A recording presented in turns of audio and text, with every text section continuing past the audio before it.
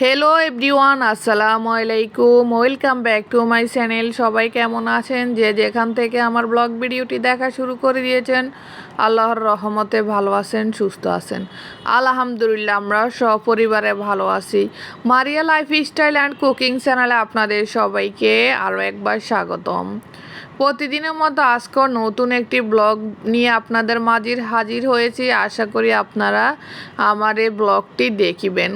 তো এটা হচ্ছে আমার ছাদ বাগান। আজকে আমি আপনাদেরকে নিয়ে এসেছি ছাদের মধ্যে, কারণ আমার ছাদের মধ্যে আপনাদের ভাইয়ের রমজানের আগের থেকে কিছু সবজি লাগিয়েছে। এই টমেটো গাছগুলো আমাদের না, আমাদের এই বিল্ডিংয়ের একজন আঙ্কেল লাগিয়েছে। মাশাআল্লাহ, এত সুন্দর ফলন হয়েছে। অনেক টমেটো হয়েছে। এক এক গাছে মনে হচ্ছে 1 থেকে 1.5 কেজি টমেটো হবে।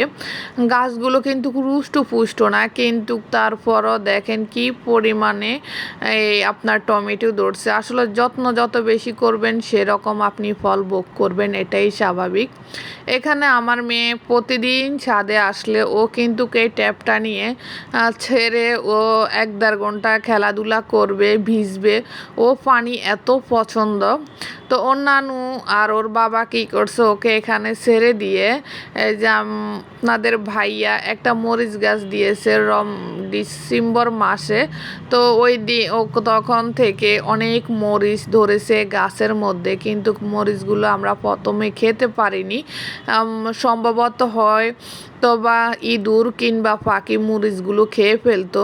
তো আপনাদের ভাই এরকম একটা নেটের জালি এনে দেওয়ার পরে মোটামুটি এখন মাশাআল্লাহ খুব ভালো ফলন হয়েছে মরিচ গাছে। 2-1টা মরিচ আমরা তুলে নিয়ে আসতে পারি, খেতে পারি ভাতের সঙ্গে, তরকারির সঙ্গে। তো এখানে নেটের জালিটা দেওয়াতে কিছু এই যে মরিচ দেখতে পাচ্ছি, কিন্তু এর আগে যত মরিচ ধরেছে সবগুলো মরিচ হয়তো বা কিছু একটা খেয়ে ফেলছে, পাখি কিংবা ইঁদুর। তো দেখেন ঢাকা বিশ্ববিদ্যালয় এলাকাটা এখনও নীরব, শুনশান, মানুষজন নেই বললে চলে। 2-1টা গাড়ি চলে। আগামী রবিবার থেকে পুরো জ্যাম পড়ে যাবে রাস্তাটা।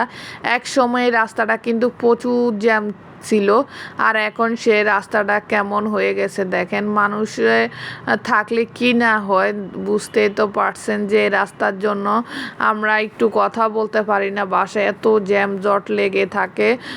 24 ঘন্টার মধ্যে আপনার 18 ঘন্টাই ছিল এমন, আর এখন সে একই রাস্তা সময়ের সাথে কতটা ব্যবধান হয়ে গেছে। তো এখানে এই যে ছাদ বাগান থেকে এই কয়টা বেগুন তুলছে আমার মা, নিজেদের খেতে টাটকা ফ্রেশ স্বাস্থ্যকর বেগুন, কোনো ভেজাল নেই, একবার ভেজাল মুক্ত। খুবই সুস্বাদু এই বেগুনগুলো। তো বেগুনটা আজকে আর রান্না করব না, কারণ আমি রান্নার প্রস্তুতি আগেই নিয়ে গিয়েছি। তো এখানে এই যে আমি এক চুলায় চা দিলাম, অন্য চুলায় ভাত। আমি ভাত চার পরে দিব ডাল চুলায়, তারপর বাকি রান্নাগুলো করব। তার আগে আমি নাস্তাটা খেয়ে নিচ্ছি। এখানে 3 পদের বিস্কিট, কেক আর চা নিয়েছি খাওয়ার জন্য। আমরা 3 জন মানুষ, সকালে হালকা পাতলা নাস্তা হলে চলে, বেশি ভারী নাস্তা লাগে না, কারণ আমরা তো 1টা থেকে 1.5টার মধ্যে দুপুরের খাওয়া শেষ করে ফেলি। এজন্য সকাল 9টা-10টার দিকে আমরা হালকা পাতলা কিছু খাবার খাই। তো এখানে পাতলা ডাল রান্না করতেছি, কারণ আমার আব্বার পাতলা ডাল লাগবেই। তো এখানে যে আদা, রসুন, তারপরে টমেটো, কাঁচা মরিচ, পেঁয়াজ, লবণটা আমি একটু পরে দিই ডালের মধ্যে সবসময়, কারণ প্রথমে লবণ দিলে আমার কাছে মনে হয় যে ডালটা সিদ্ধ হতে একটু দেরি হয়। এজন্য আমি সব কিছু প্রথমে দিব, যখন ডাল বলে দিব তখন আমি সব কিছু দিই, পরে অনেকক্ষণ পর আমি লবণ দিই। আমি প্রথমে লবণ দিই না। তো আপনারা যদি আমার চ্যানেলে নতুন হয়ে থাকেন, প্লিজ চ্যানেলটি সাবস্ক্রাইব করে বেল বাটনটি অন করে দিবেন। আমার ভিডিওর কোনো অংশ যদি আপনাদের ভালো লেগে থাকে তাহলে লাইক দিয়ে কমেন্টস করতে পারেন। আর আপনারা যারা অলরেডি এগুলো করে রেখেছেন, প্রিয় ভাই আপুরা, আপনাদের সবাইকে অসংখ্য ধন্যবাদ।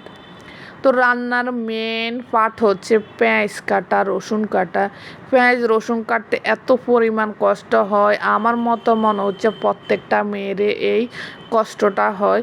আমার কাছে মানে সব করতে ভালো লাগে রান্নার, কিন্তু পেঁয়াজ রসুন কাটতে একটু ভালো লাগে না।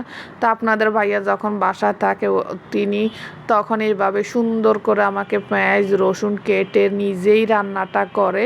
আর না হয় উনি না থাকলে আমার মা আমাকে এগুলো করে দেয়। তো এখানে আজকে মাংসটা অন্যভাবে রান্না করবে, কারণ প্রতিদিন তো মশলা কষিয়ে তারপরে মাংস দিয়ে রান্না করা হয়। তো আপনাদের ভাইয়া বলছে না, আজকে একটু ডিফারেন্সভাবে রান্না করি, প্রতিদিন তো একই রকম মাংস রান্না করি, আজকে অন্যরকমভাবে করি। তো উনি প্রথমে অনেকগুলো পেঁয়াজকে বেরেস্তা করে নিয়েছে, নেওয়ার পরে এখানে যে এলাচ দারচিনি তেজপাতা দিয়ে সরাসরি মাংসটা দিয়ে দিয়েছে। আমি মাংসটাকে সুন্দর করে ধুয়ে পরিষ্কার করে রেখে দিয়েছি। তো এখানে প্রথমে দিয়েছে আদা একটু সবসময় উনি বেশি দেয় মাংসের মধ্যে, রসুন একটু কম দেয়, আদা একটু বেশি দেয়। উনি বলতেছে আদা বুলি বেশি দিলে নাকি ভালো। তো এখানে বেশি করে যে মরিচ গুঁড়া দিয়ে দিয়েছে, কারণ আমার মা লাল লাল তরকারি পছন্দ করে। গরু মাংস লাল যত হবে তত নাকি ওনার কাছে দেখতেও ভালো লাগে, খেতেও মজা হয়। তো এই জন্য আয়রার বাবা একটু মরিচ গুঁড়া বেশি দিয়েছে। হলুদ গুঁড়া, জিরা গুঁড়া, গরম মশলার গুঁড়া, এলাচ গুঁড়া, তারপরে হচ্ছে আপনার বেশি করে রসুন কুচি, রসুন কিন্তু পেস্টও দিয়েছে, আবার রসুন কুচিও দিয়েছে। তারপর পেঁয়াজ বেরেস্তা সব কিছু দিয়ে এখন এটাকে ভালো করে সবগুলো মশলার সাথে মাংসটাকে ভালো করে নেড়ে চেড়ে দিয়ে আধা ঘন্টা পরে যে টক দই আর লবণটা দিয়ে দেওয়া হয়েছে। টক দইটা দেওয়াতে মাংসটা এত পরিমাণ মজা হয়েছে, মানে আমরা সবাই খেয়ে একটা তৃপ্তি পেয়েছি, এতটা ভালো লাগছে আমাদের কাছে। তো অনেক দিন হয়েছে গরু মাংস দিয়ে আলু দিয়ে খাইনি। তো আমি আয়রার বাবা বলছে যে কয়েকটা আলু দাও, আলু দিলে ভালো লাগবে খেতে। তো এইদিকে আমার ডালটাও হয়ে যাচ্ছে, ডালটা আমি সুন্দর করে পানি দিয়ে কষানোর জন্য দিয়ে দিলাম। আর এদিকে দেখেন আমার উপরে একটা লাইট, কিন্তু এই লাইটের আলোটা আমার এক পাশে চুলাতে পড়ে, অন্য পাশে পড়ে না, বেশি একটা আলো দেখা যায় না। আমার তো এমনিতে দিনের বেলাতে প্রচুর জানলা দিয়ে আলো আসে বাহিরের, কিন্তু এক পাশে হয় আর এক পাশে হয় না। পরে আপনাদের ভাইয়া টুকিটাকি কারেন্টের কাজ পারে উনি বলছে দাও আমি সুন্দর করে কাজটা করে দিই, আমি যেহেতু এখন অবসর আসি, বাসায় আসি, রান্নাটাও করে দিচ্ছি আর তোমাকে একটা লাইটও লাগিয়ে দিই। রান্না করতে যদি আলো বাতাস সুন্দরভাবে না পাওয়া যায় তাহলে রান্না করতে ভালো লাগে না। তো এই জন্য উনি এই যে আমার এ পাশে চুলাটা একটু আলো কম পাওয়া যায় আর ওই পাশেরটা খুব সুন্দর আলো হয়। তো উনি এই যে নিখুঁতভাবে সুন্দরভাবে এই যে ইলেকট্রিক কাজটা করে দিয়েছে।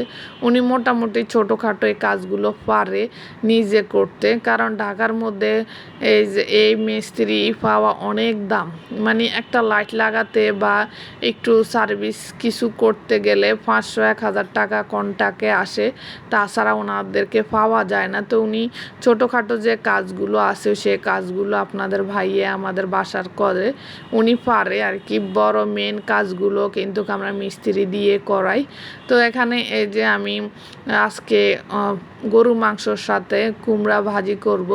গরুর মাংসর সাথে কুমড়া ভাজি, তারপরে হচ্ছে করলা ভাজি, ঢেঁড়স ভাজি, এই ভাজিগুলো ভালো লাগে খেতে, আমাদের বাসার সবাই পছন্দ করে। তো এই জন্য আমি কুমড়া এনেছি, কারণ আমি তো জানি গরু মাংস রান্না করব। তো এই জন্য কুমড়াটাও দিয়ে দিচ্ছি এক পাশ দিয়ে। আমার ডাল হয়ে গেছে, ডালের মধ্যে পেঁয়াজ রসুনের বাগারটা দিয়ে দিছি, আর গরু মাংসের মধ্যে আলু দিয়ে জলের পানি দিয়ে দিয়েছি, শুধু বাগারটা দিলে হয়ে যাবে। আর কুমড়াটাও এদিকে সুন্দর করে ভেজে নিচ্ছি। আমাদের আজকে এই রান্নায় হয়েছে, আর কিছু করিনি। তো প্রিয় ভাই আপুরা, আজকে এ পর্যন্ত। সবাই ভালো থাকবেন, সুস্থ থাকবেন। আল্লাহ হাফেজ, আসসালামু আলাইকুম।